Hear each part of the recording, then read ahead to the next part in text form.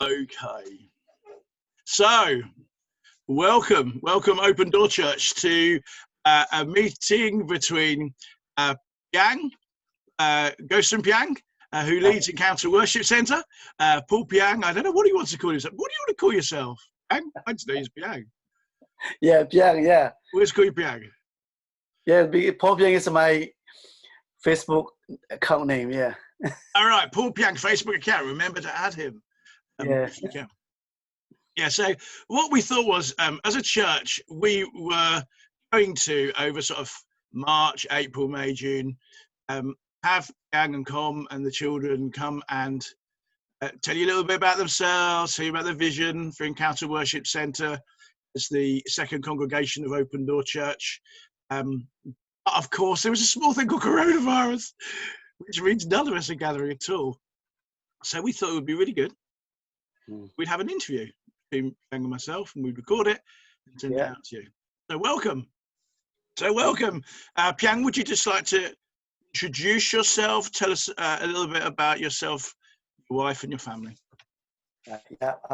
My name is Go Sum Piang. My wife is Komwai.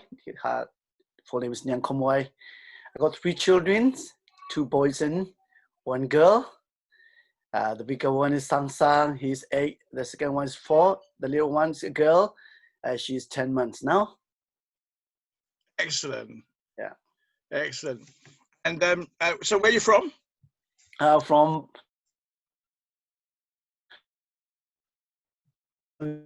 this country, South Asia. Yeah, we're from basically from the former capital city, Rangoon, Yangon. Yeah. Excellent. And so your background, Christian background, or? Traditionally we are. I'm from the Christian background. My parents, they are Christian, but basically that we are. I came from the Christian background. Yeah. And aren't your parents missionaries or something? Oh yeah. Like after they know Jesus as the personal Savior and Lord, they're born again Christian, and then my dad and my mom they got God's calling, and then they are still serving as a missionary. They have a church at a town called Kayan. There's about 40 kilometers from the Yangon. They're still serving at the church. Among the Buddhist Burmese people. Yeah. Oh, excellent. Yeah. So is that sort of, you've got different tribes in Burma? So what tribe would they work in, and what tribe are you from? Oh yeah, I'm from called the Chin. Between Chin, they're different, ethnicity as well. So the Zomi, and in Burma, like they are about 135 ethnicity, like so. Wow. But the majority is about 7 or 8. So we are one of them. So when we say Burma, like the Burmese, Burmese is one of them, but they are majority, about 60-70 they are. So we are the tribe. So and we are most of all of us are Christian, but yeah. Excellent. So your parents, what sort of church group are they part of? Because it's not New Frontiers or Commission or anything, is it? Yeah, like we are part of Assembly of God, AOG. Yeah. Which is Pentecostal, yeah? Yeah, which is Pentecostal, yes. Even in the Holy Spirit? Yep. Lots of passion? Oh yeah, speaking in tongue. Excellent. Yeah. It's very, very much like our sort of church, or not? Or different from? I think we are quite same. Yeah, we're quite the same. Yeah. Yeah, very similar. I trained my basement church when I was at Moorlands, 93 to 95, was a Pentecostal church. So very similar. Yeah. Very passionate. Excellent. So when did you become a Christian then, Piang? Yeah, like, when I was 12 years old, We have a Bible camp. Through the Bible camp, I know and accept Jesus as my personal Savior and Lord. And then I know myself. I've got assurance, and I became a born again Christian. And then at the same time, in my spirit, I got God's call to serve Him through my whole life. Excellent. Yeah. Excellent. In 2000, I think 1980, 86. Yeah. 1986. Yeah. Right. Excellent. And so, where did you live when you were growing up? This in Myanmar, like, which is like the middle of town, at the middle part of Burma, is called Dipayan. Yeah, like at the time we are only the a church, the only church, only one family and one church. So my dad preached, my mom preached, and then I preach. Even we are young, we just one family, one church. Yeah, because all the other are Buddhism, and they're Buddhists. So yeah, we have to stand up every day. Is like a spiritual warfare. Yeah. Wow, that must have been tough growing up as the only Christian in a Buddhist. All your friends were Buddhists, were they, or? Yeah, they all are Buddhists. Like at school, before the school start, they have to do that their religious thing. But the beginning, that we have to declare, we stand out like I believe in God. I can't do that way. And then from that I felt rejection, so they don't like it. But and then when we worship at night, or sometimes even we sing a song together, somebody throw the stone at our house. Just keep happening. Yeah. Wow. So you grew up in the midst of persecution, really? Yeah. Oppression. Yeah. Wow, you've got a lot to teach us on that, definitely. Mm. So, what was life like for you growing up then, as a teenager? Did you go to secondary school, university, this sort of thing? Oh yeah, like I passed the 10th standard, which is equal to GCSE. After that, I went to the university, which is actually the distant learning, and then I gained Bachelor of Arts and major in Burmese. Excellent. But yeah. Excellent. Yeah. So, after the degree, what did you do from there? It was a career you went for, or Yeah, like after the degree, like I went for just I think 20 years old now. That time, and then I went to as a missionary, eastern part of Burma, about 4 years. Oh, 4 years! Wow. Yeah. They are the different ethnic as well. They are called Shan Kachin. So like I went there and served as a missionary 4 years. Yeah. So tell us more about that. What does that mean? You went as a missionary. What did you do? Missionary mean like they are non-Christian. They are Buddhism, and so like we have to go that certain place, not a city. I'll go and share the gospel, the good news, helping them, teaching something, like because most of the children are not very good at education. So as much as I can help them, and find a way to share the gospel, like because the gospel is not allowed to share with them. So like I spent 4 years, and then after that, like a small church, is established with the other minister, and then yeah. So would that be like working with children, doing music? You said you're not allowed to share the gospel, so how did you do it then? like this, you know, because like at that time, like in Burma, everywhere we are not officially, we can't share like, you know, the gospel. And then the community, they got, because most of them are, you know, all of them are, you know, like they're majority, so we are not allowed to share the good news, the gospel. So they can do whatever they want to do to us. Like, Wow. yeah, so Wow. through the friendship, making friendship, and then, you know, step by step, slowly, we share the gospel. Yeah. Excellent. Excellent. Mhm.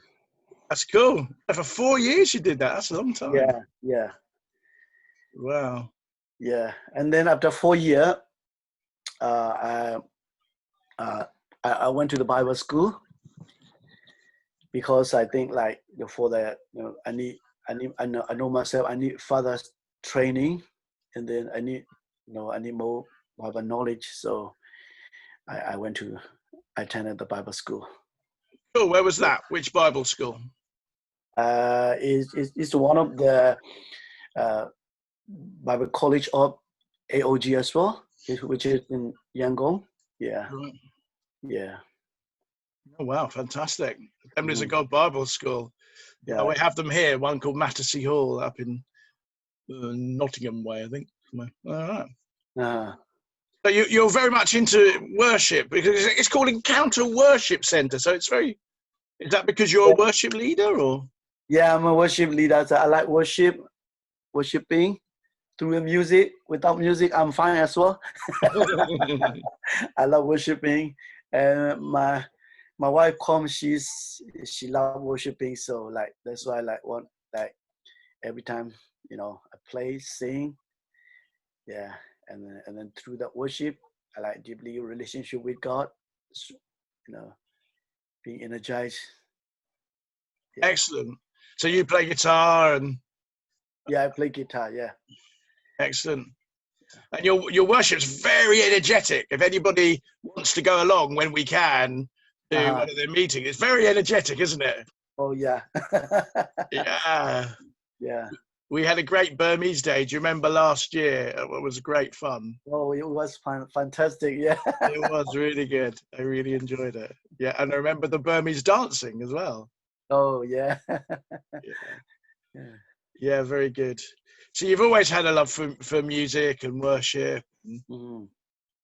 Do you think for Burmese people, music is and worship is a very important part of the Christian Um, walk, or more of important than course, you yes. Yeah, like we love the festival, we love music. So even the other, you know, the other in our background, like we love music, so that uh, we enjoy the music, even like their own music, and then through the music. So that's why even the church, like we are a bit, you know, not very quiet when we do worship. So do you think that music as a medium, as a way of reaching out, is very effective for Burmese people? Yeah, this is one of the way to reach them. I mean, like, because they like singing, they like sound, so that's why, like, you know, we invite someone, a famous singer, one of the tool for to share the gospel. Yeah, Excellent. yeah, Excellent. You mentioned your wife. yeah. Tell us a little bit about how romance happened and how did you get together? Wow, come on, yeah. I can't wait to tell that. And in 2006, we do a worship album in Burma. I met with her there. She was the choir leader. I'm the worship leader, but we know not very well, but I know her. She know me. She knew me, and then she came she she came to UK in 2009. I've been already here, so like we met there, and then, you know, just, you know, I just proposed to her, and then after I think 6 months, she said yes to me, and Yeah, then excellent. No, by God's grace, in 2010, we I married her. Yeah, Ah, fantastic, yeah. fantastic. Fantastic So in my life, amazing moment in my life. Yep. she's a very lovely lady, and Open Door Church. I hope you'll experience her very good cooking as well. It's very nice. Oh yeah. It's, whenever I pop over for lunch, I get this massive, gorgeous Burmese meal. It's very nice. Very nice indeed. Thank you. Yeah, we love. So you mentioned that like, Com came over in 2009, Yeah. but you were already here. So tell me about coming to the UK. Why you were in the UK? What was the rationale behind all that? Oh yeah, like actually, like this is one of you know our dream to come to the foreign country because uh, for the to get a better life, honestly, and then to get a better education. Yeah, this is the main reason, and then like yeah, like that's why we are here. But from that moment, God called me the other way to serve Him. Like I serve the Lord, and like my whole life is for God. That's why I'm still here, and I'm still serving the Lord. Yeah, Excellent. yeah. So how you've been here? How long? How many years? Now nearly 12 years now. Right. Yeah, So what? I mean, that's now 12 years. Quite a long time. yeah. How how is it being from Myanmar living in the UK? How do you? What's it like? It's like like sometimes being away from the family is a hard thing for us, and then living in here, uh, culture barrier is we have to adapt a lot. We have to change a lot. We have to learn a lot every single every single time. Like, oh, we are not. We feel like uh, every time like, oh, I need to know this. I have to learn this. That's the thing always happen to us. And then the third thing is like language barrier for me and for my family as well. Like I think most of the other Burmese fellow, the language barrier is quite challenging for us. Mm. But after now 10, 12 years, I'm a bit familiar with the cultures and this UK system and everything. I'm still learning and still coping. No, well done. I think you're incredibly brave to move to another country. What would you say the language barrier is the hardest thing living here? Uh, I think this is one of this is one of the hardest thing. Yes. And I suppose family back in Burma, Myanmar, and then I mean, are you on Skype a lot? How does that work with family? Yeah, like we call every week, sometimes 2 or 3 times with the messenger because we are grown up with the community. We're based on community. Every single thing we work together. So that's why, like in here, we need the community. We need closer. And this pandemic, this is this is a big thing for us as well. Yeah, yeah. I mean, that is very interesting, isn't it? Because that's one distinctive that I think you have in terms of community, doing life together. That's natural, isn't it? It's normal for you, Yeah. and probably something that is different for guy. Have you found with people from the UK As or I not? say again, Have you found that people in the UK don't have that same level of community that the Burmese community have? oh yes, I think every single one, like we felt the same thing, that one. That's why like we love to meet together. Even we meet like we bring a meal and share together. This is the memory from back home, and then we comfort through that moment. We got comfort, and like for continue our life, and we share our love, we share our meal together. That's really amazing for us and for the community. At the same time, we have to adapt, how to live with this UK system and the other people and this culture. Yeah, yeah, between that. Yeah. I mean, and that's interesting for me because obviously we're over to the Philippines a lot, which again is an Asian culture. And the church, they would never have a meeting without a meal at the end. You know, any meeting, they would have a meal at the end, you know, certainly on Sundays, definitely.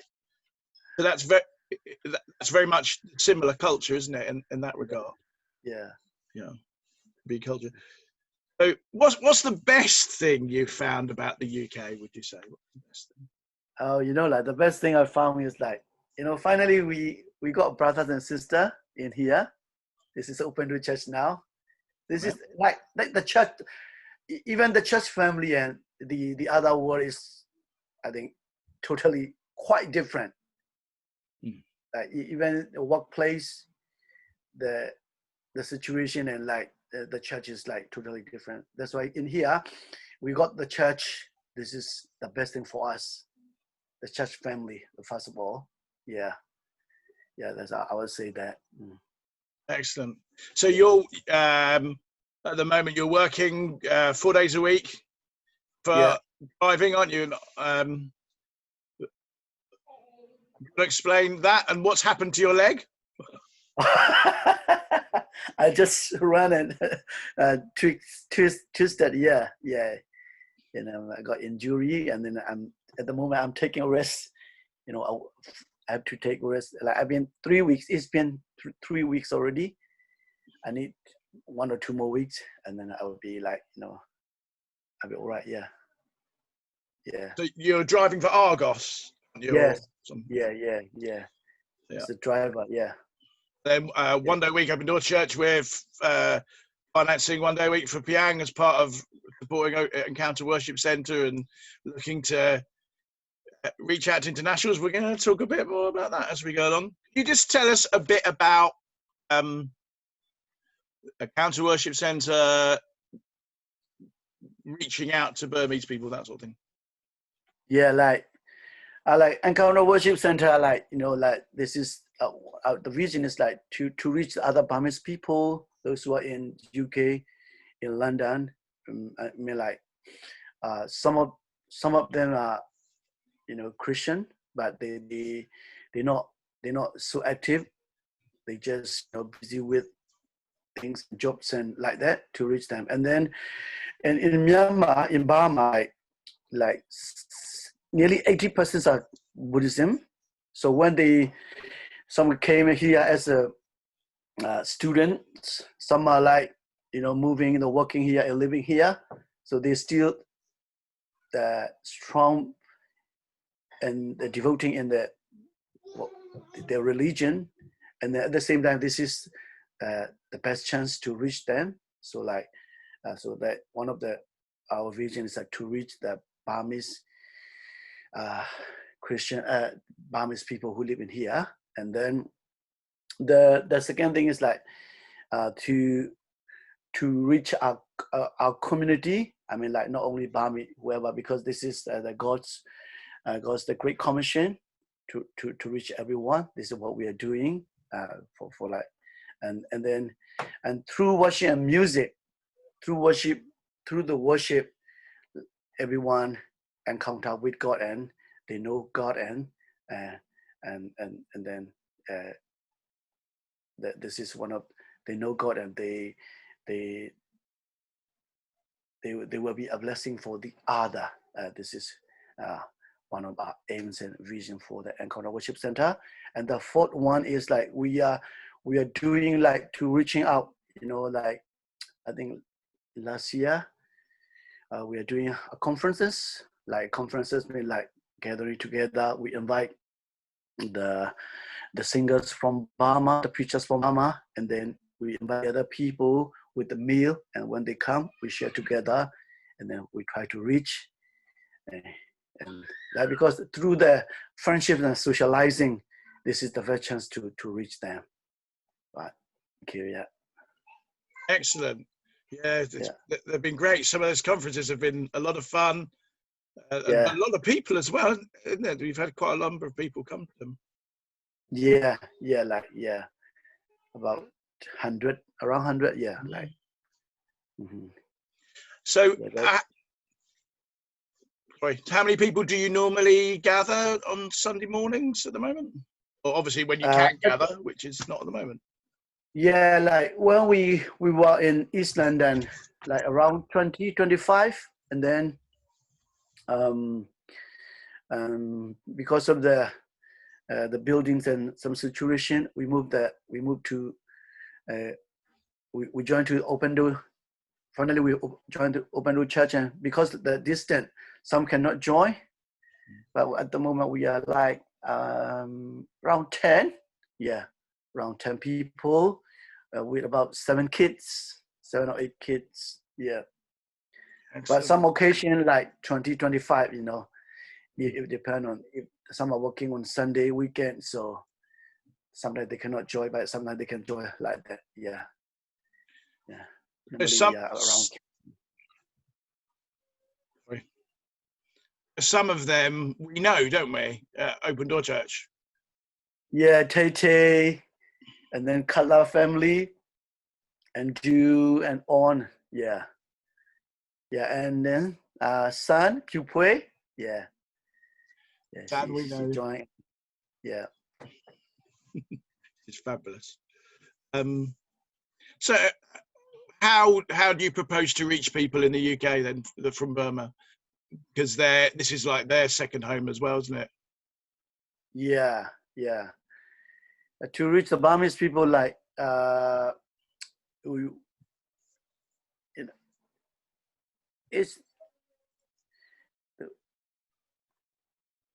we've been doing like conferences, and then I like for the, you know, some holiday, like we do the socializing, gathering together, have a meal, invite them, and then I think that kind of the idea with the Alpha, and then we share the gospel.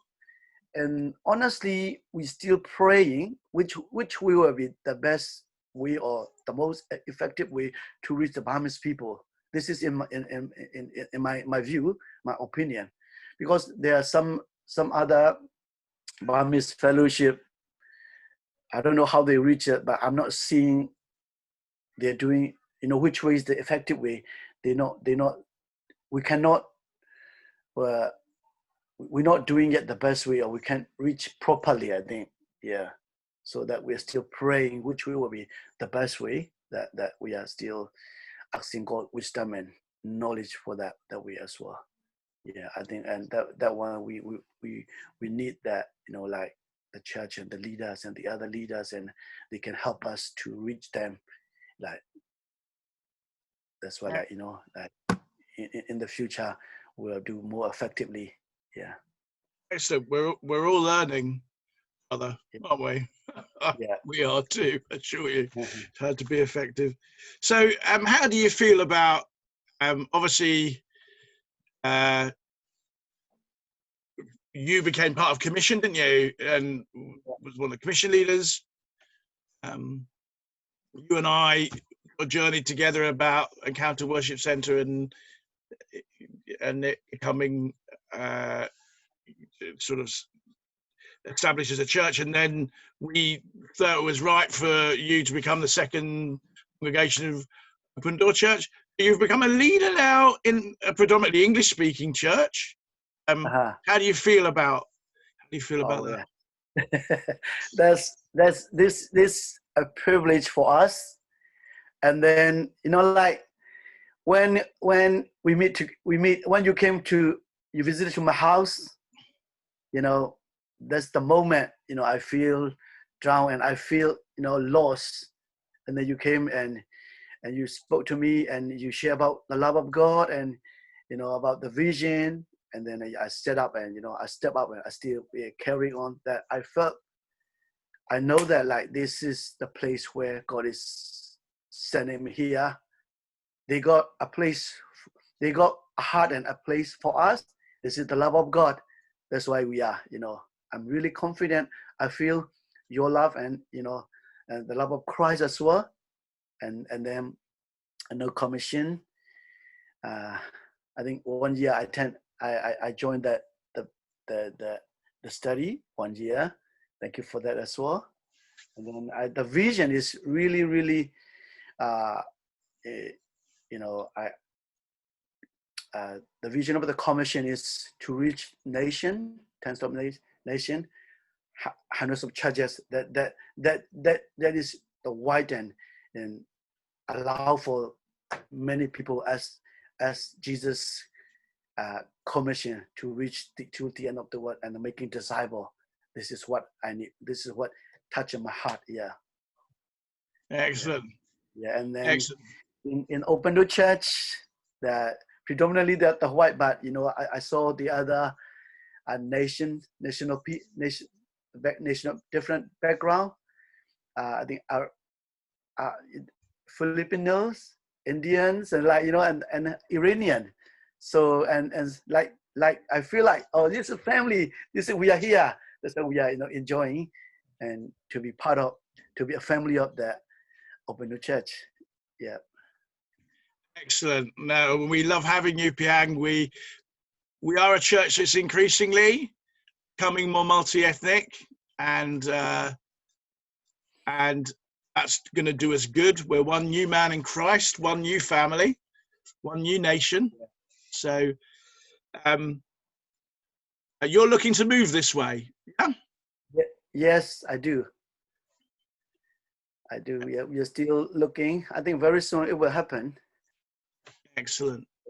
Yeah. Excellent. Because obviously there's lots of internationals, Sunbury, Feltham area. And we've talked before, you and I, about particularly, you giving me help trying to understand with an Asian background. Also someone living in the UK that, but they're not from the UK. So you've got lots of experience in that as well. Yeah. Yeah. Then into the future, doing outreach to internationals.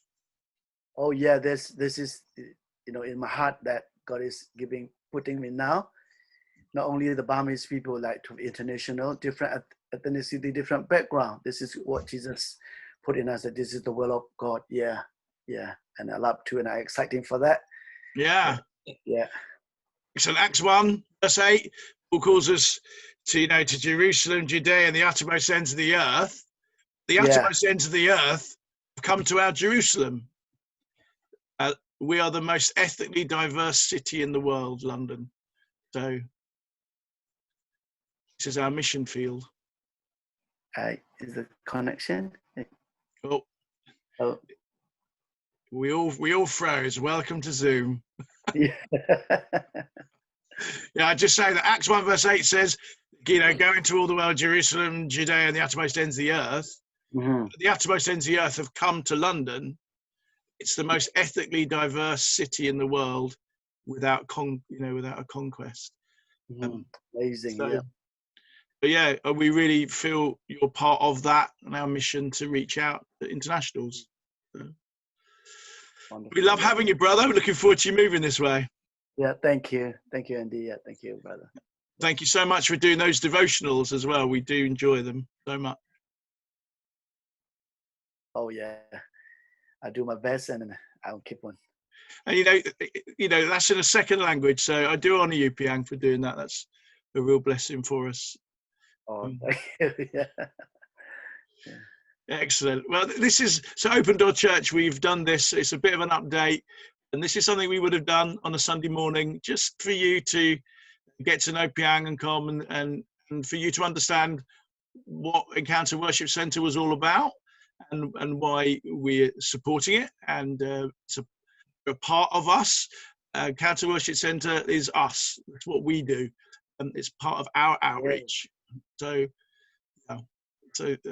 and Piang, along with Gav and Jez and I and Ollie and all the leaders of the church, we're in this together. Yeah, thank you very much. Yeah, particularly looking forward to you influencing our the guys in Easel and giving us wisdom there as well. So thank you, Piang. Thank you for everybody that's watched. God bless you. I hope this really informs you and helps you. Please be praying for Piang. Pray for the move to come quickly with the house. Please be praying for Encounter Worship Centre, that many Burmese people will find Jesus Christ, be saved and added to the church, and pray for us as we seek his will and how we outreach to internationals as well, ethnic minorities on our doorstep. So thank you, brother. Thank you. Thank you. The Lord bless you. Amen. Amen.